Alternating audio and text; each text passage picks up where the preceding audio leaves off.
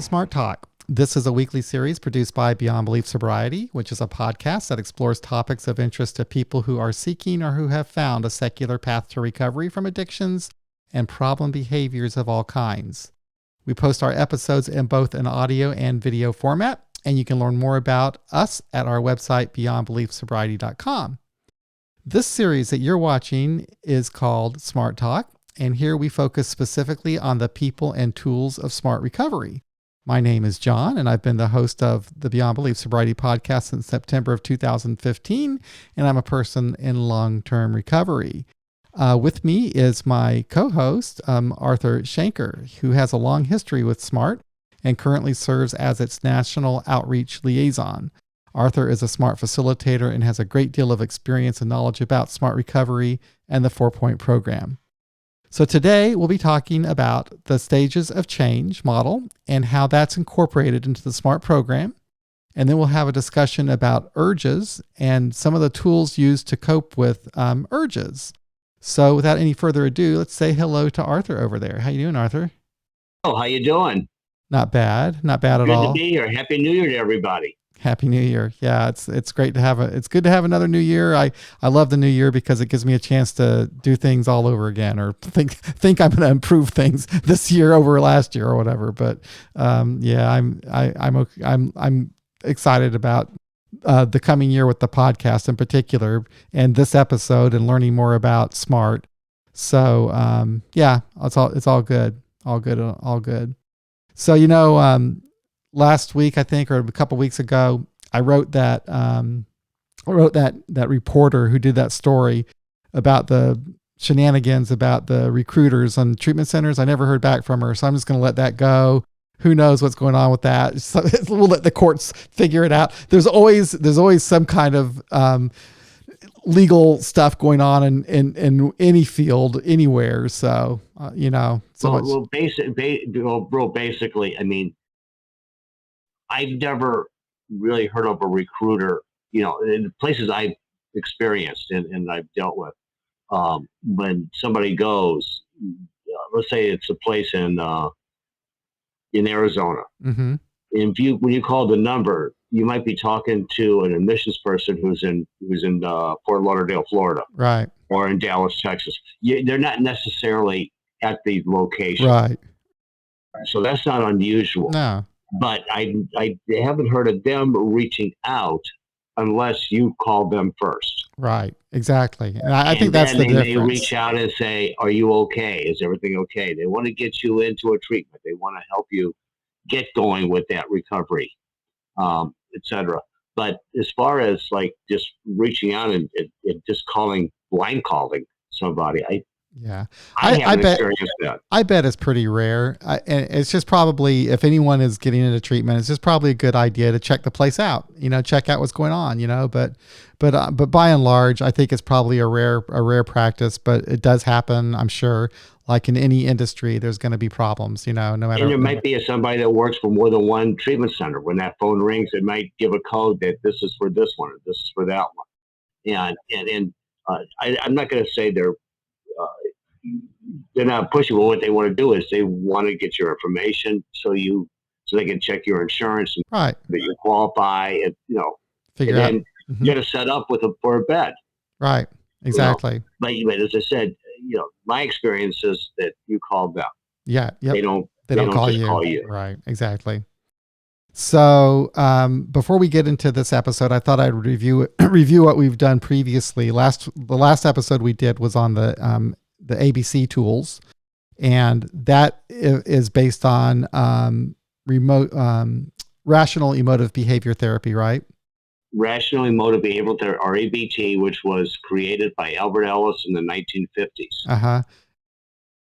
And we still use that very extensively. Mm-hmm. And the whole idea is so that we're not a victim of our own thinking, so that we can examine the beliefs that we have about our thinking about a particular event, and then question that and dispute that and find a more effective way of thinking about it.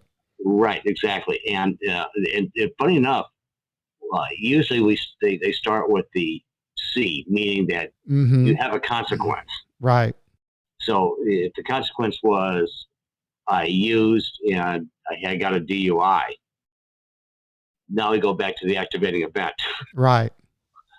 Is what happened. And it's funny because it's amazing how many people struggle with what actually happened. What was the activating event? Mm-hmm. It's harder for them to understand sometimes to get to that activating event because they say, I just used. Well, that doesn't usually happen. It's a thought because you have to drive there. You see something, you hear something, somebody says, would it be nice to, yeah, whatever it could be, having a loved one saying that I want to take a break, or it could be any kind of, it could be celebration.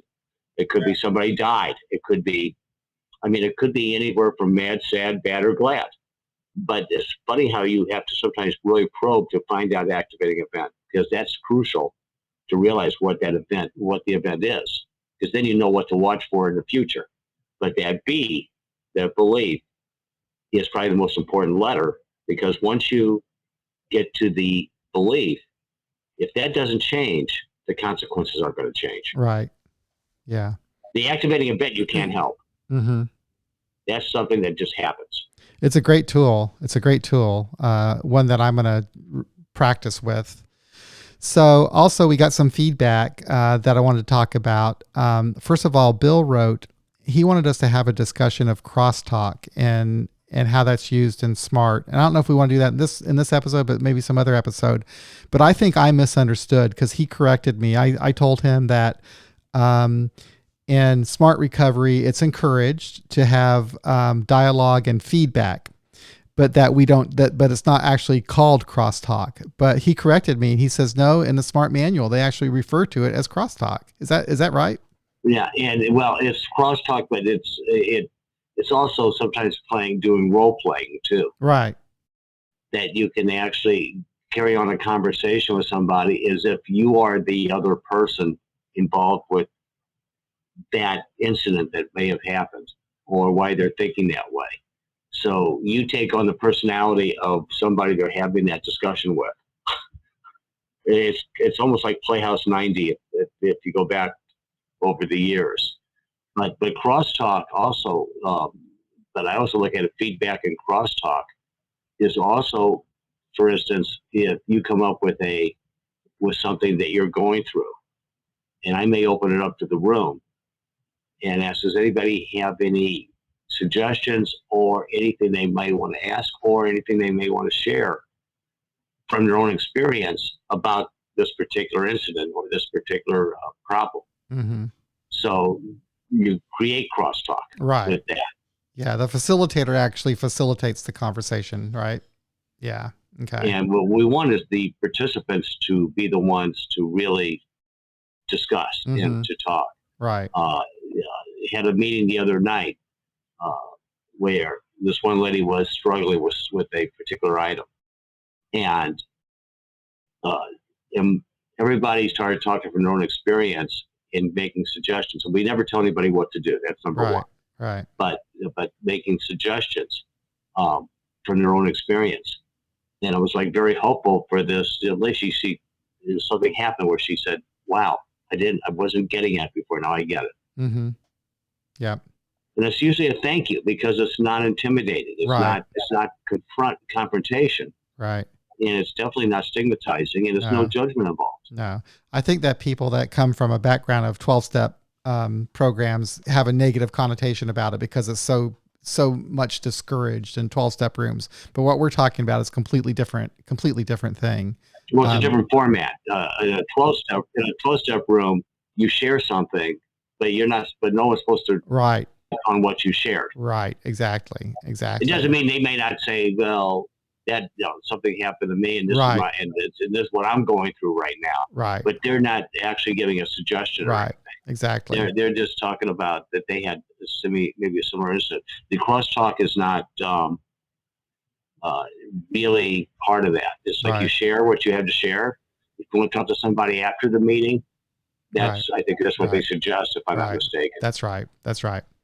And then finally, Kelly once before wrote about asking that we do something about PAWS. And I think I might do an episode on PAWS. I might want to get a doctor on or something and just talk about what is it called? Post addiction It's the withdrawal. post-acute withdrawal syndrome. Yeah. Actually, well, it's not really medical. No.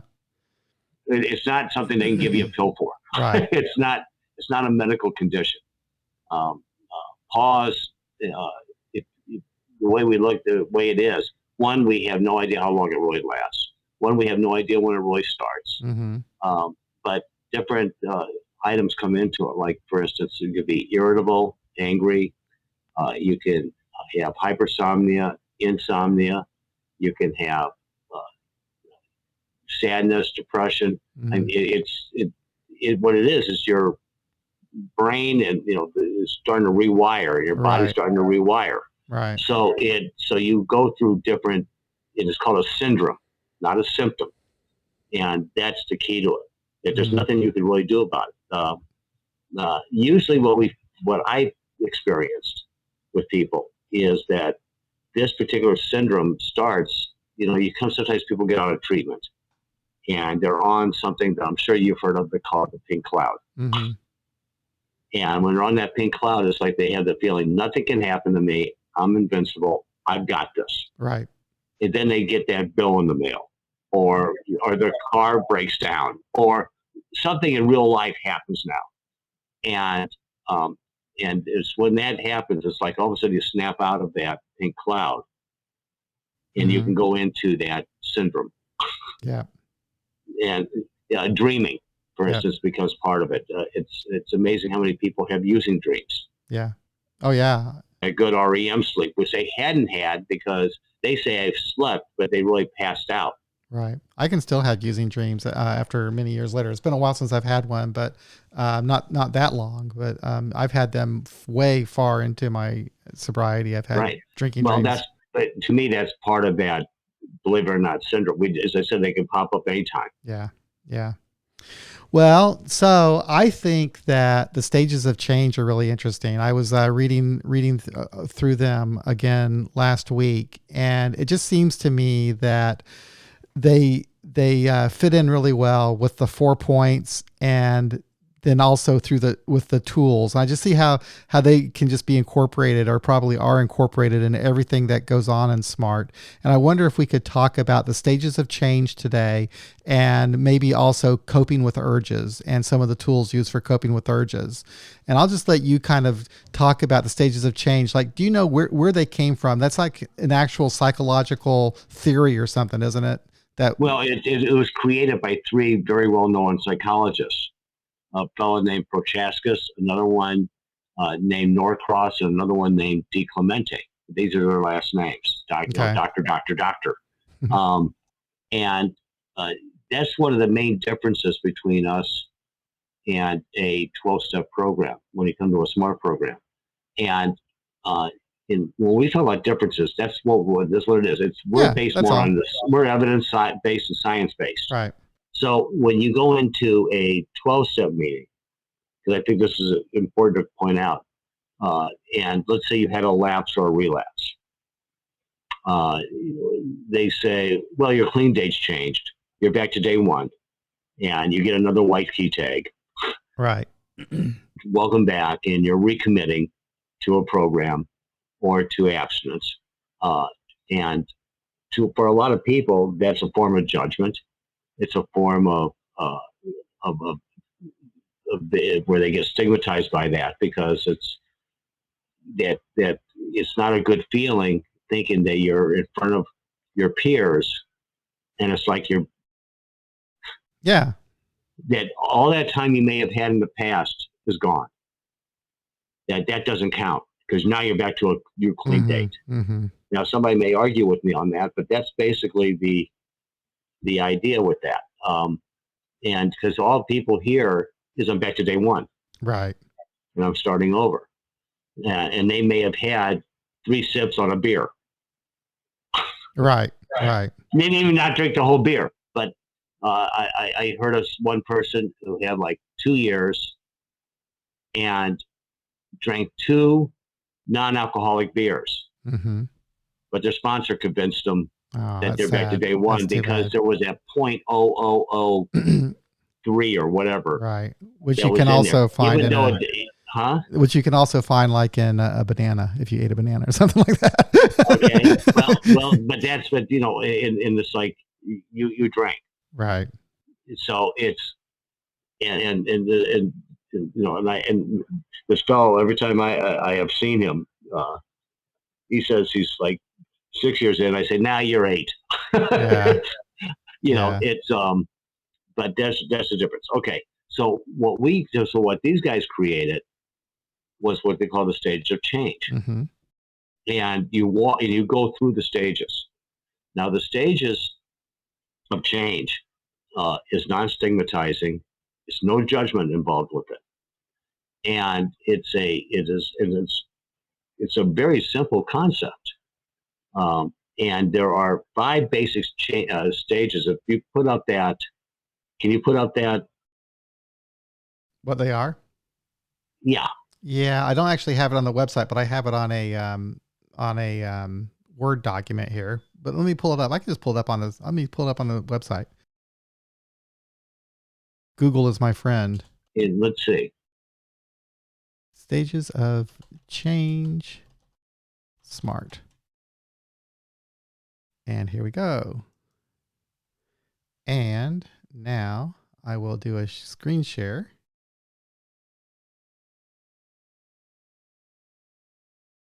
And Chrome tab. There you go.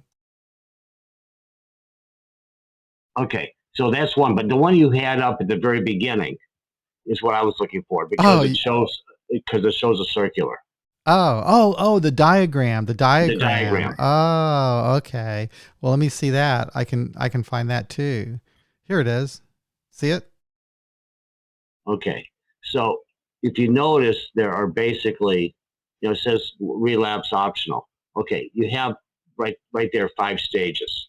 Mm-hmm. Uh, we actually added one, so there is a 6th stage that we put in, and you have it there, Excellent. but you don't have it as one of the circles. Right. It's the termination graduation.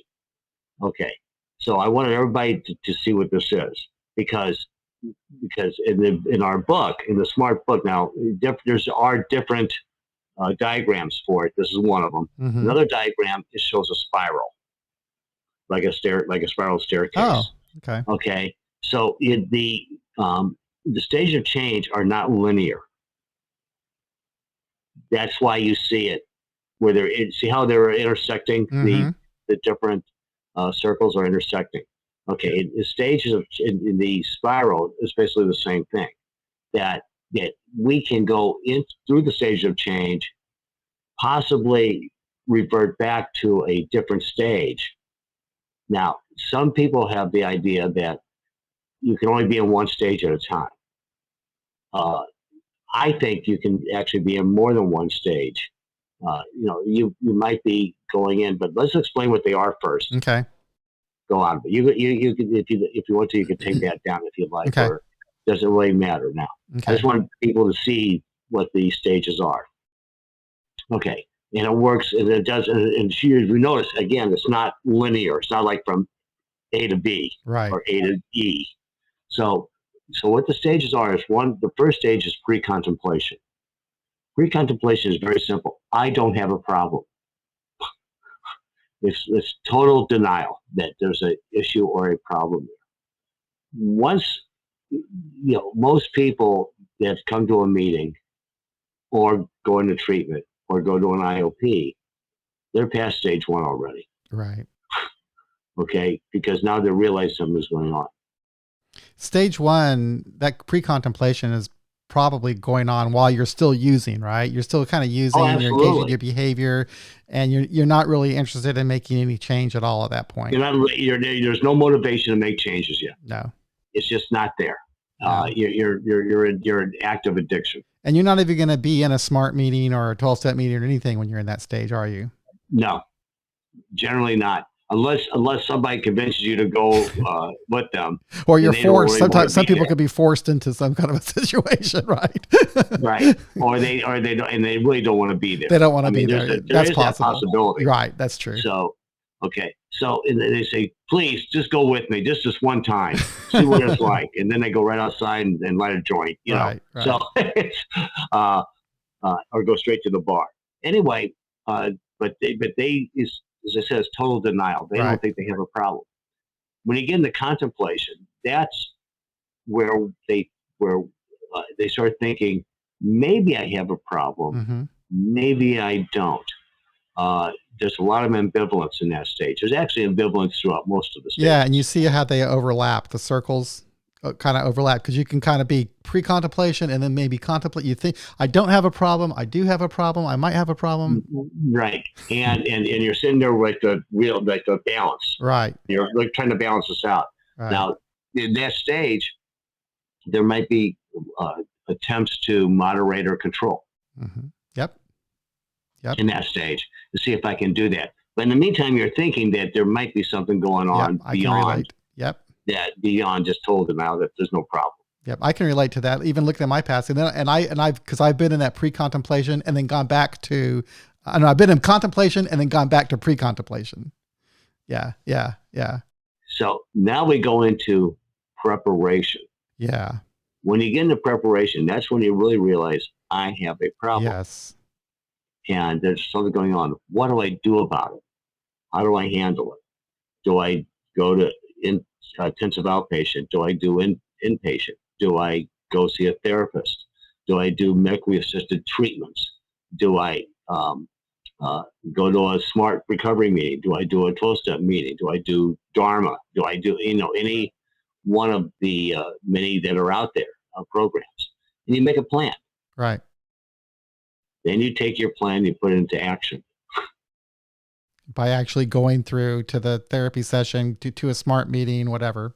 And it's any combination of those that you think will work for you. Then you go into that action stage. Now, funny enough, in the action stage, I would say from my experience, a lot of lapses or relapses do take place in the action stage. Okay, that makes sense because you're doing They something. haven't used for a while, but that's where that takes place Right, right, quite a few times because they think maybe this time I got it. Uh, right, Now this time I can control it. This time I know better. I know what to do now. right, And it could be celebration. I just went past a couple of months of not using, so they want to go out and celebrate, thinking that it'll be different this time. mm-hmm, So, but that happens. That can happen really in any stage. right, Uh, but the action stage is where you put in action. Then after a period of time, which is not, again, I don't know that there's an actual time frame on it, but I'm saying that it could be months in, uh, maybe even a year. You go into maintenance, and maintenance is where you're just maintaining, right. So, in maintenance, are you not necessarily dealing with a lot of urges, and that, yeah. So you're or pretty you much or you know how to deal with you the know how to urges. deal with them. You've learned to incorporate the tools and all the gotcha. Okay, Right, exactly, and that's where you're maintaining now, because now you've learned that if something triggers you, how to cope with it, how to deal with it, makes and sense. you're going to maintenance. Now, it doesn't mean you'll ever have an urge. Right, There's some people that they think there's something wrong with them because they don't have a thought of using or an urge of using. right, They think there's right, something. Well, now that could just be, man, you just woke up one morning and just had that uh, whatever comes out of the clear blue sky that says, I'm done. right. And all of a sudden, their brain just a switch light goes off. And it can be a very dramatic experience you have, but where you don't even have an urge or a craving. But Hmm. some people really think, what's wrong with me that I'm not having some kind of an urge or craving? But in maintenance, you learn how to deal with it, and you're dealing with it because the action stage teaches you how to do that. That's where that all that stuff takes place. Really learning the tools. In the meantime, in smart recovery, we now have a termination stage.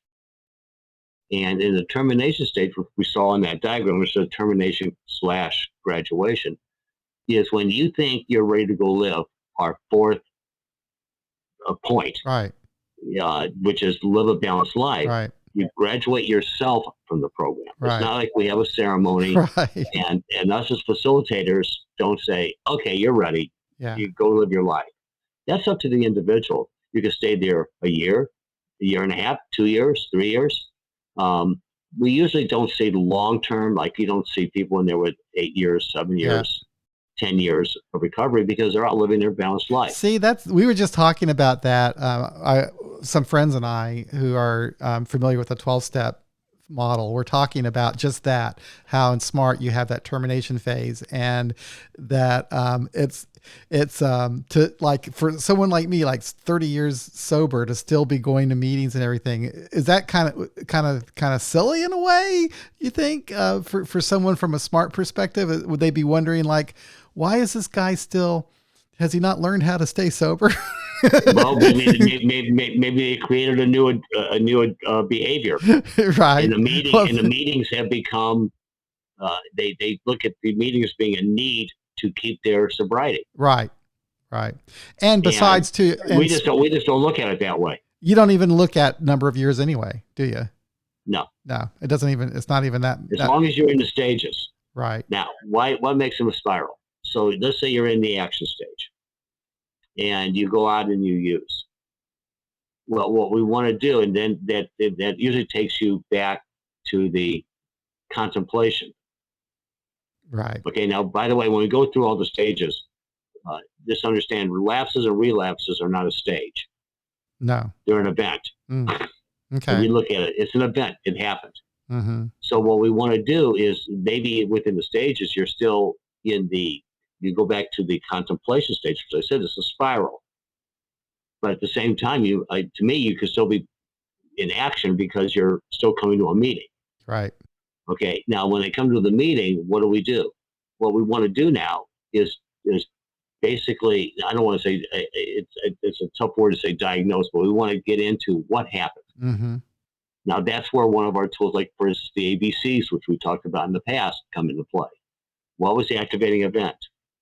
What was your belief about that event? And you're talking about dealing with a relapse. Yeah, and dealing also with a lapse or a relapse. A lapse now, or relapse. There's a lapse and a relapse. A lapse could be a one-time use. Yep.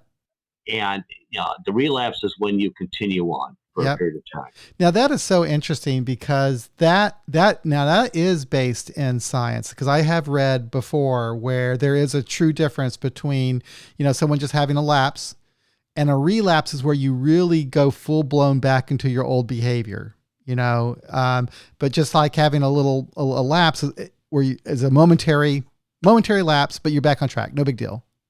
Right. Yeah. And that's basically what it is. Like I had somebody that they went to a place, and they served drinks at this place, right. but they were there for a different thing, because it's a sports place, right. where you actually go and it was a place where you go to have a driving range for golf, but they also serve cocktails. Well, she asked for a virgin pina colada or something like that, which is what, pineapple juice and coconut juice, right? Which is mixing two juices together. Right. Okay. And for whatever reason, she tasted it and she said, "This tastes funny." And she called the waitress over. The waitress said, "I made a mistake. Aww. There was something in it." Now, does that mean she had a lapse or a relapse? No. The answer is no. That was something that she's thinking she's taking something that has no alcohol in it. Right. Takes a sip. Should she start over? No.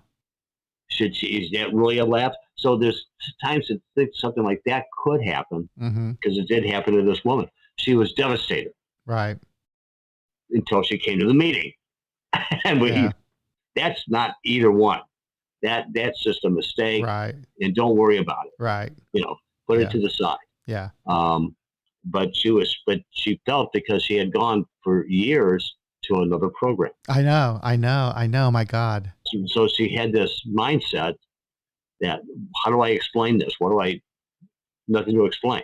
Now, if somebody actually has a lapse, meaning that they went to this place and they haven't had a drink in 8 months, and they order one, And then then after they drink it, they think, what am I doing? Right. What am I doing? That's a lapse. Right. They're They made now we that want to they said, examine. okay, Right. exactly. They didn't go all the way. They said, okay, they had a drink. They decided to have a drink. All right. And then they said, not a great decision. They thought to themselves, Right. no big deal. No big deal. Right. And now we want to examine what happened. Right. Okay. So, bottom line to all this is if I started a road trip and I was in my car and I was in New York and I wanted to drive to San Diego, let's go corner to corner Mm-hmm. in California, and I get somewhere back in the Midwest and I get lost. Should I take my car all the way back to New York and start all over again? No. Or should I find my way and move forward? Right. Just move on. Just move on. And move on. Right. And that's what it is. So it's non-stigmatizing. No. You're not taking time. Now people tend to remember their clean dates. Right. Whether we say that doesn't count or not, they Right. tend to remember that. Right. But we don't give out rewards for 30 days or Yeah. 60 days. I mean, Yeah. you take somebody that has been in and out of other rooms, Mm-hmm. they may have a white tag, which is like Mm-hmm. the starting over tag or newcomer tag that could stretch from New York to California. Right, right. Just one right, after right, the other. But in the meantime, we don't do that because we're not celebrating clean time. Right. So when people ask me, well, what's the, how do I look at it? I said, well, it's kind of simple. You get to live. Mm-hmm. Mm-hmm. And you get to live a life, a different kind of life, a life where alcohol or drugs or gambling or eating disorders or the internet porn, whatever that maladaptive behavior is not there anymore. Yeah. And that's your reward. You get your family back. You get all those things that you're putting at risk and eliminating that risk. Yep. Yep. I think that's a pretty big reward. I think so too. I think that a better way, if you want to measure how you're doing, is rather than counting the days, is just take a look at your life. How's your life going? Yeah. It's like now I've never asked anybody really. I said, how's your life going to be without drinking a year from now or 5 years from now? Mm-hmm. I don't really go there. I don't want them thinking in terms of that never again and not. Right. But I may ask somebody who's in active addictive behavior is where's your life going to be if you continue with this? Mm-hmm. Yep. What's going to happen a year from now or 5 years from now? Yep. Where are you going to be? And plus, when you go through the stages, and every time you have that contemplation that maybe I can have that one drink. Now, let's say this time you work through it and you don't. Mm-hmm. All of a sudden, I want you to see how this reverts back to the 4 points. It builds your motivation because now you can say no. Right. So it builds on your motivation to move forward. Also, it shows the 3rd point. You're managing your thoughts, feelings, and behaviors. Yep. So they interact. So those interact also at the same time. Yep. You know what the challenge is for me and probably for a lot of people is to abandon the linear thinking and the black and white thinking, because, you talked about those 4 points and how you could be, in the first one and the third one or whatever. And it's hard for me to just kind of put out of my mind. It's not like 1, 2, 3, 4, it could be 3 and 4 together or whatever, But that's the beauty of what we do because it is based on science. That's why I say that you can come and if you're in the action. So if you're coming, you had a lapse and you come in, people aren't afraid in any way, shape or form of saying, I drank last weekend. Right. Because they're not going to hear they're not going to hear you're back to day one. You're not going to hear you're recommitting. They're not going to hear any kind of stigmatizing or judgmental type language. Mm-hmm. What they're going to hear is what happened. Right. why did this happen? Why do you think it happened? What was your belief about the incident? Well, Mm-hmm. again, we go right back into like one of the tools. Mm-hmm. Or we may examine that, what were you putting at risk, or what was the cost of that? Where, you get right through the consequences. What was the cost of you doing that? Mm-hmm. What was the benefit of doing that? Where did it benefit you? And usually when we go through them, because you go right to other exercises and other things that we use that are both preventative for use, or to help again find out what happened or how to prevent it from happening in the future. So that's where the tools intersect also. Right.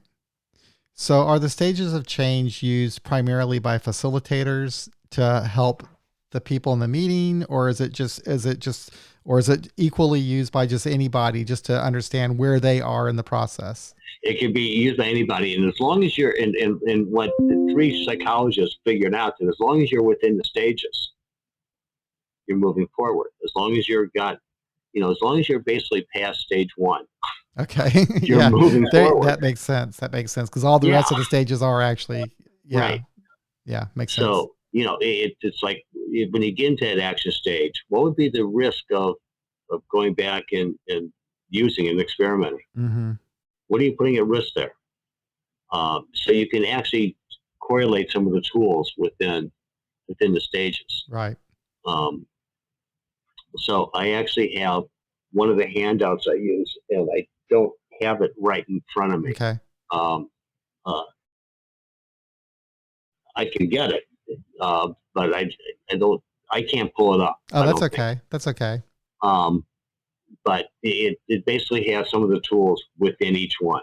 Like what you would use during the stages. Oh yeah, I've seen that before too. I've seen that before too. In fact, I was making some notes about that. I was looking at the stages of change.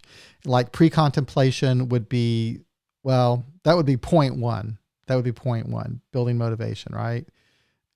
Contemplation would also be point one. You're building motivation.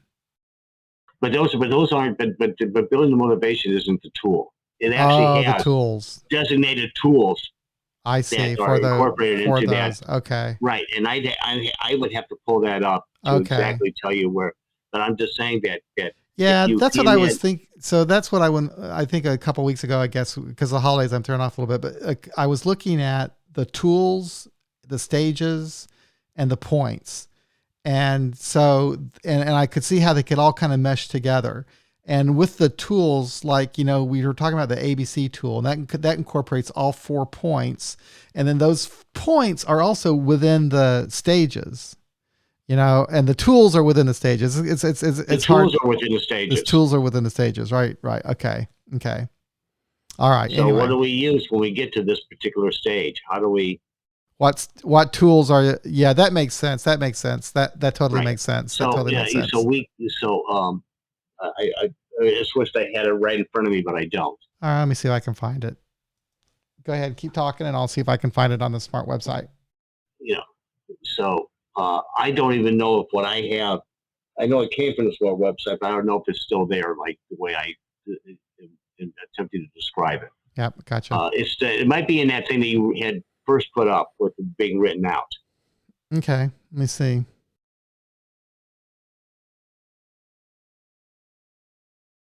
And we'll see if that's where that is.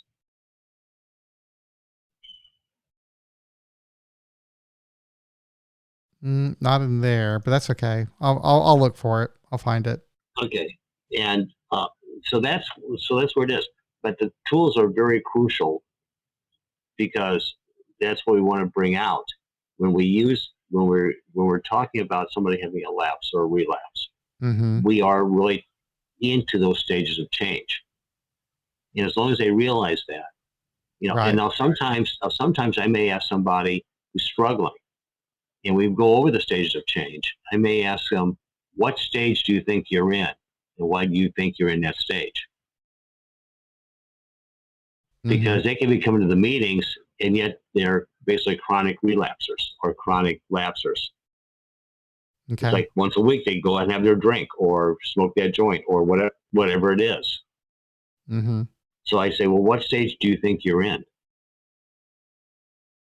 and let them see and figure out where they are. Mm-hmm. Yeah. But again, it's not like saying you're back to a day one. No, It's no. just where are you in Where, that recovery? yeah, right. Where are you? And that they could be, I would say they're probably in contemplation, but they could actually still be in preparation though, right? They could Uh still huh. be using once in a while, but still kind of preparing. Mm-hmm. So, And they could also be in action and still going yeah, back to contemplation. right, right.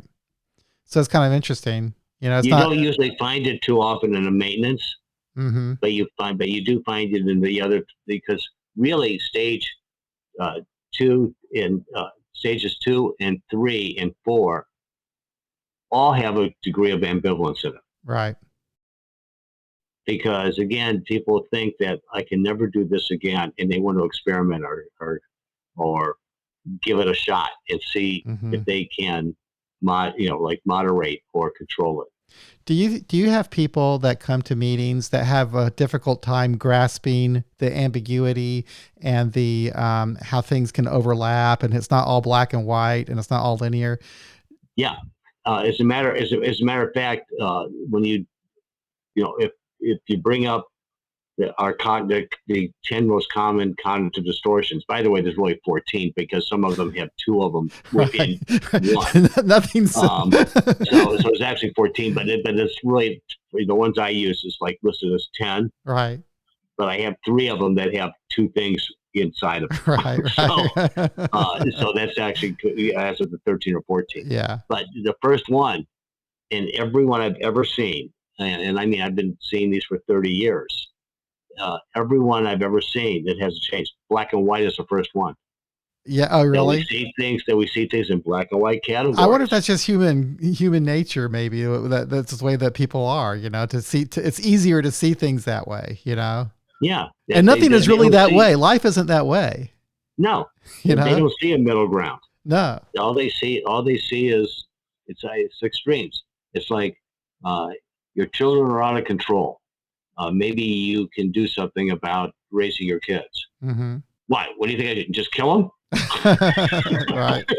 I mean, you take it to an extreme. It's ridiculous sometimes. Yeah. Some things you hear. Yeah. Um, but it's but we know that there is that gray matter. That there Sure. is that place where we can compromise Yeah. or find an area that where we can all think of it in a middle ground. That you Yeah. don't have to go to extremes. Right. So that black and white is funny when you say that because that's the first one in the thinking distortions. Funny. So Interesting. No, I can and that definitely could see. be, and by the way, the thinking distortions could be a whole nother program. Wow.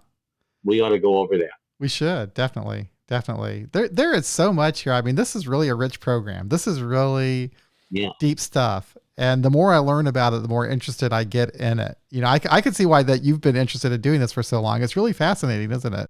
Oh yeah. It's funny because like again, let's go back to the thinking distortions for a minute. Uh huh. So one of the thinking distortions is that I see a failure as a never-ending thing of failures Right. that you did.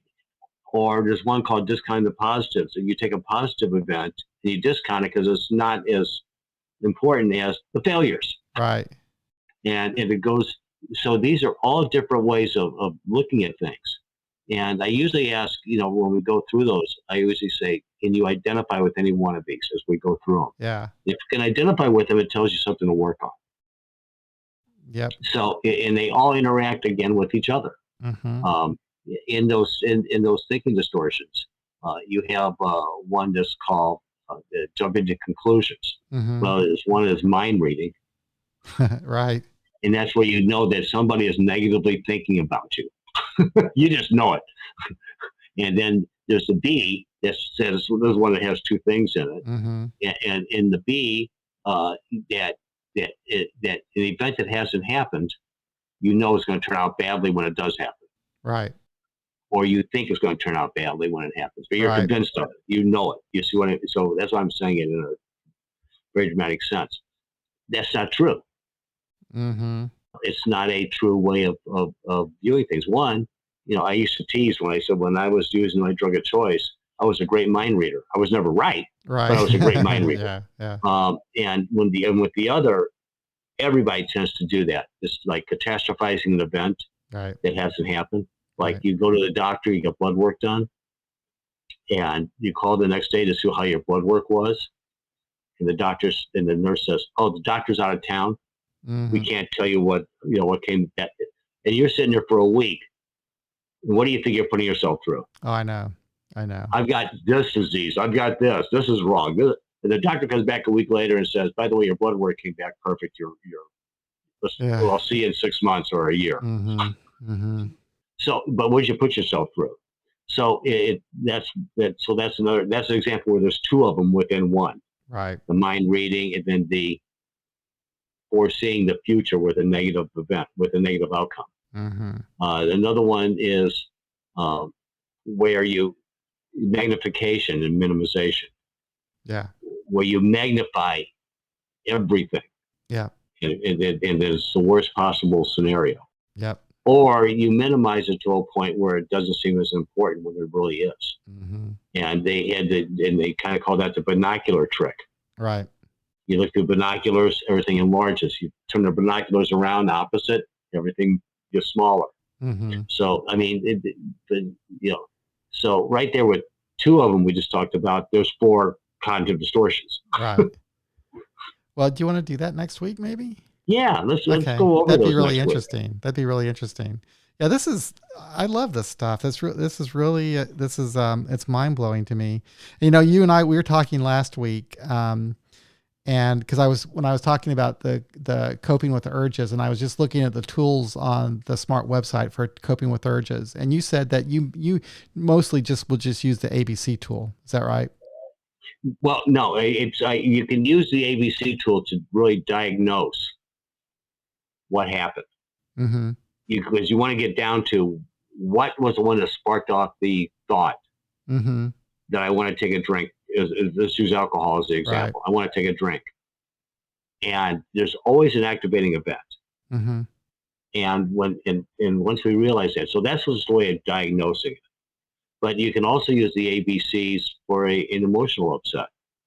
Mm-hmm. Uh, uh, Johnny really pissed me off. Yep. Okay, well, what was the activating event? What happened that caused that consequence? Again, what was your belief about that activating event? Mm-hmm.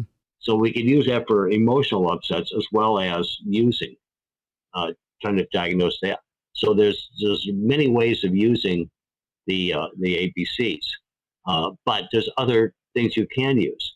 Like for instance, uh, you can put up like there's two different tools. One of them is actually in the toolbox called the cost benefit analysis. Right. Right. Okay, Right. so but in the cost benefit analysis that's on the website that's in the book, the first box on the top left is the benefits of using. Mm-hmm. So I think they should either change the name or make the box correct. It should, because it's cost benefit, not benefit cost. Right. Right. Okay, uh, but somebody thought that they wanted to point out, because if there weren't benefits, we wouldn't be using. Mm-hmm. There had to be benefits to it, or we wouldn't be doing it. But I don't think the benefits are the most important part. The most important part is when people want to drink or use, they think of the rewards they're going to get out of it. So I would like them to think of the risks or the cost of it. So actually I use another one. You can find on the website, but it's down lower in the articles and essays, called the risk reward. So Oh. those are not only things in the top left box in that one are the risks. Mm-hmm. And when you list all those risks, it's because that's not only things that have happened, but those are things that could happen if you continue on. Like just because you didn't get a DUI, you may have driven drunk 100 times.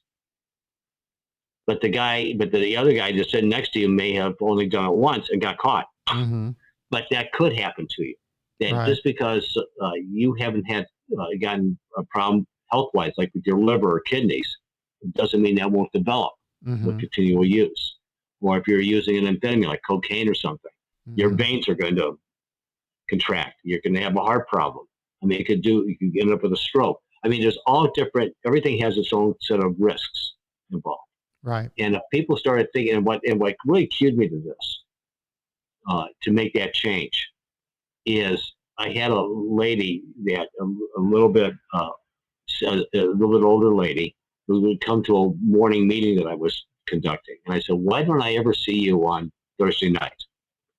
She said, well, when I drive at night, she says, I don't see real well. I could hit a curb. I could hit another Mm-hmm. car. I could have an accident. I could do this.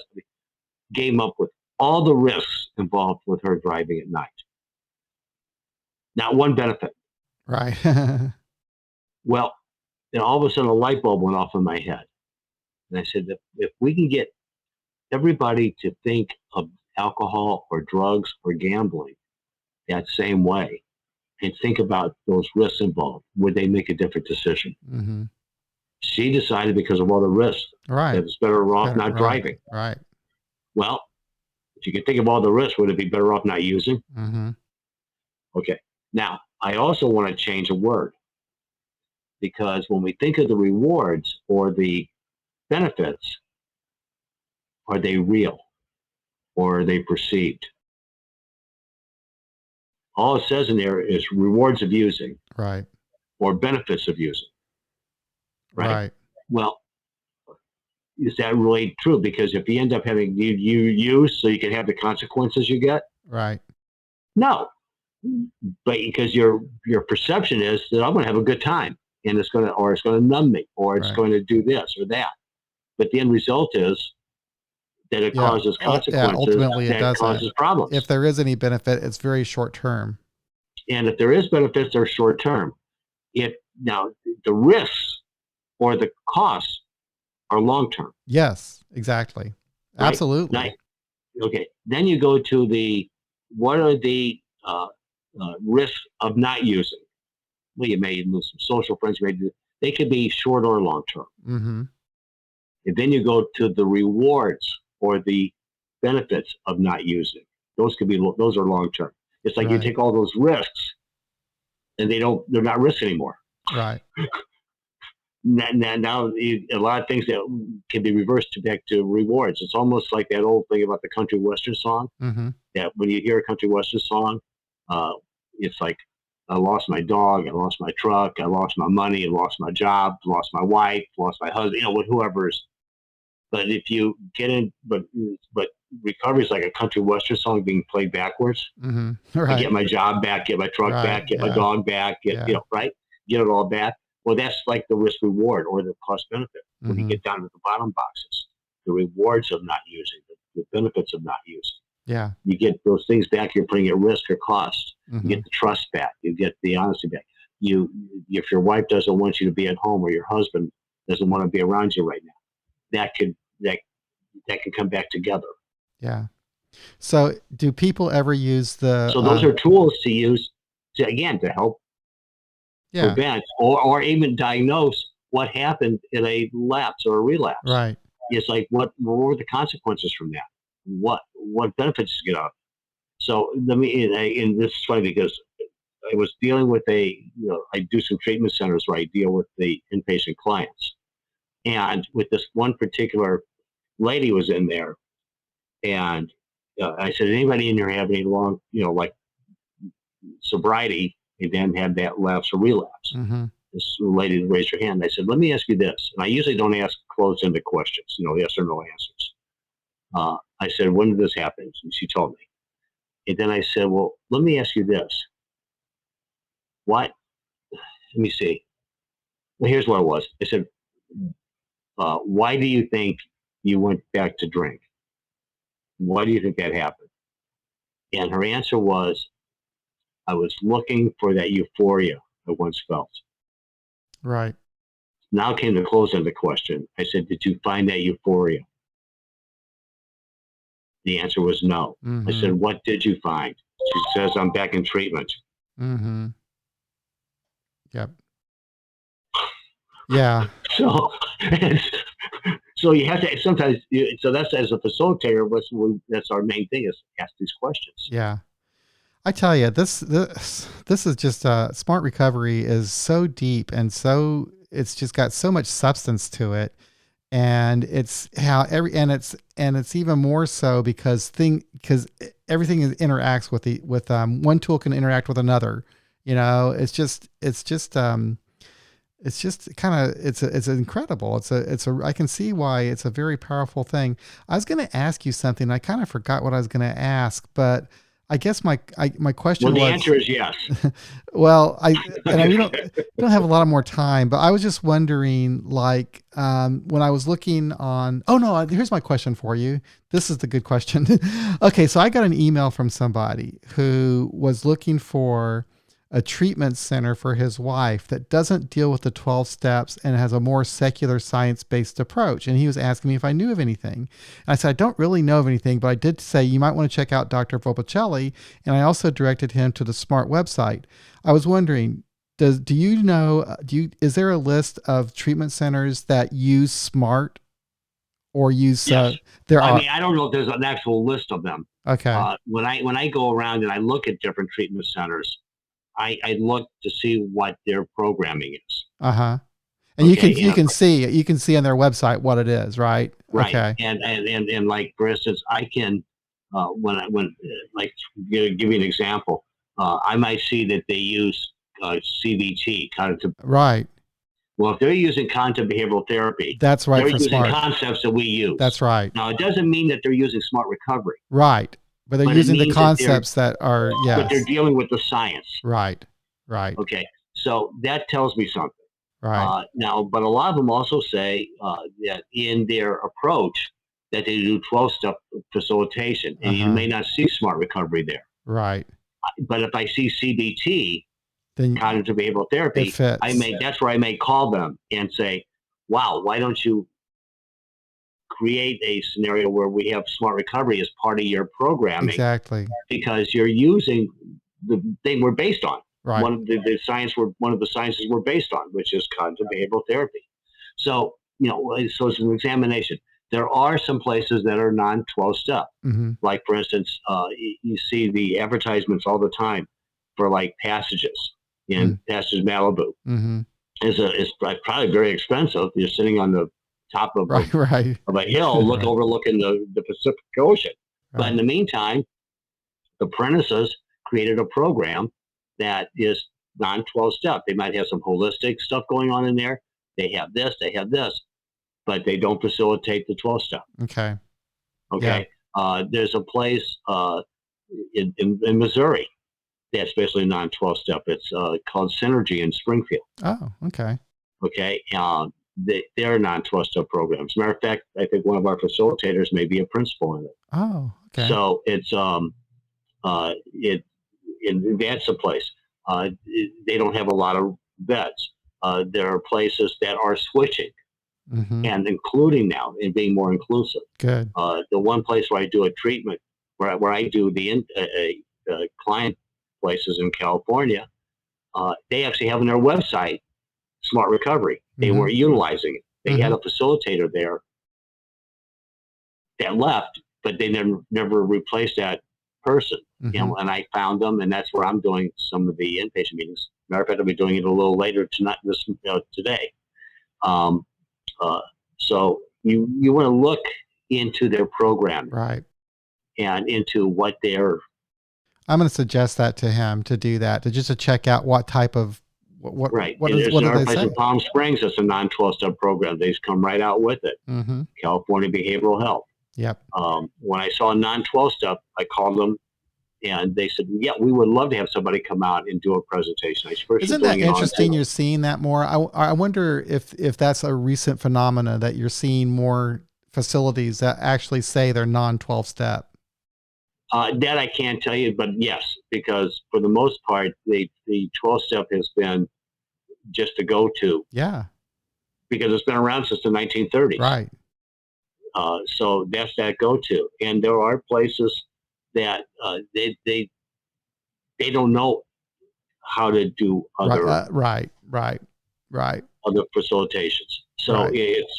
but sometimes we can talk to them and get them. Like, I have some here in town that they actually have now facilitators that are trained that are part of their alumnus program. Yeah.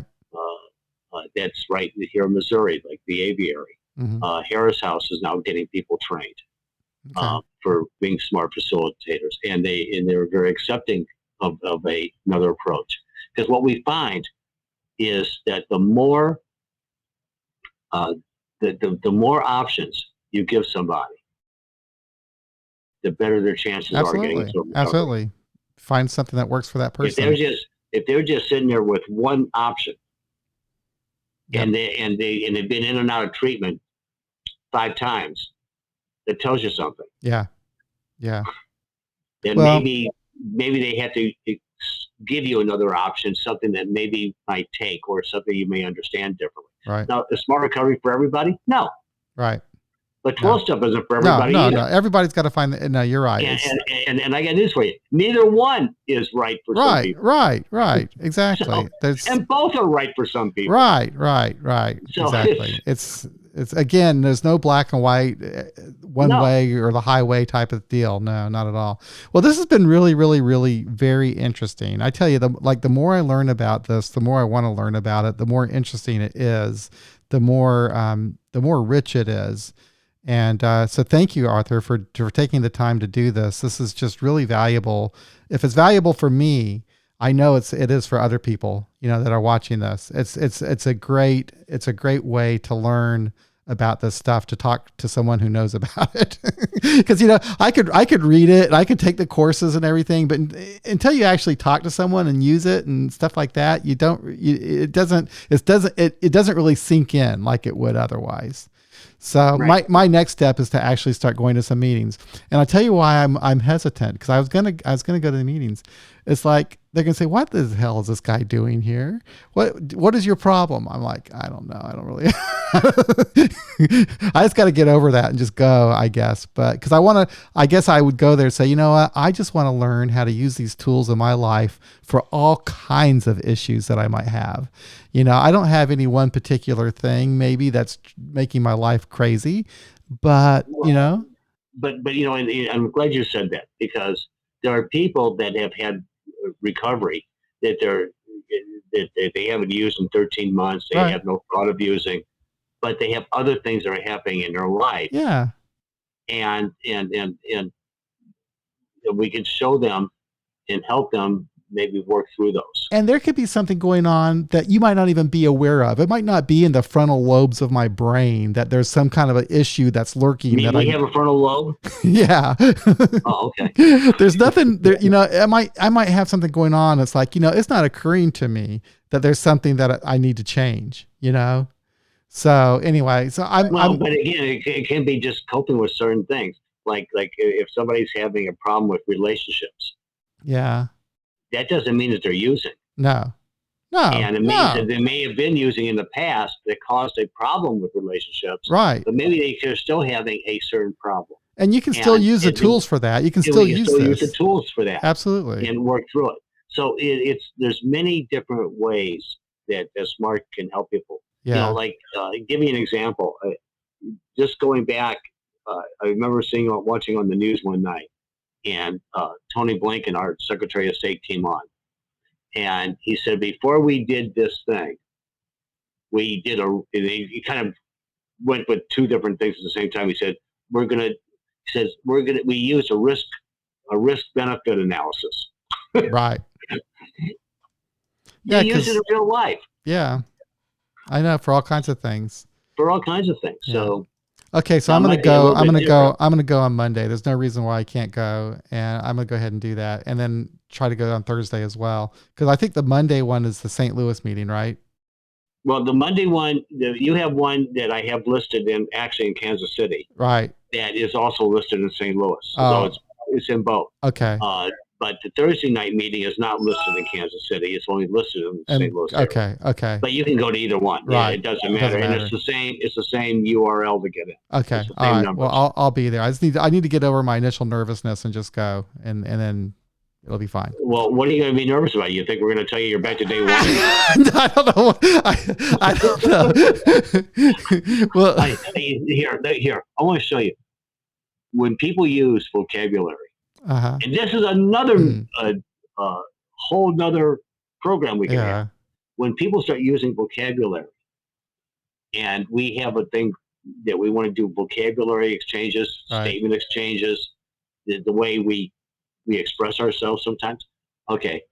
And you've said it already a couple of times. And a good facilitator picks up. They do what we call empathic listening, reflective listening, Yeah. or active listening. Yeah. You use a word that I need to go one of these times. I need to go. But that's like a person saying, I need to go on a diet, but tonight I'm going to eat 6 donuts. Right. That you're, when you say I need to, you keep putting it off because it's Exactly. a futuristic thing.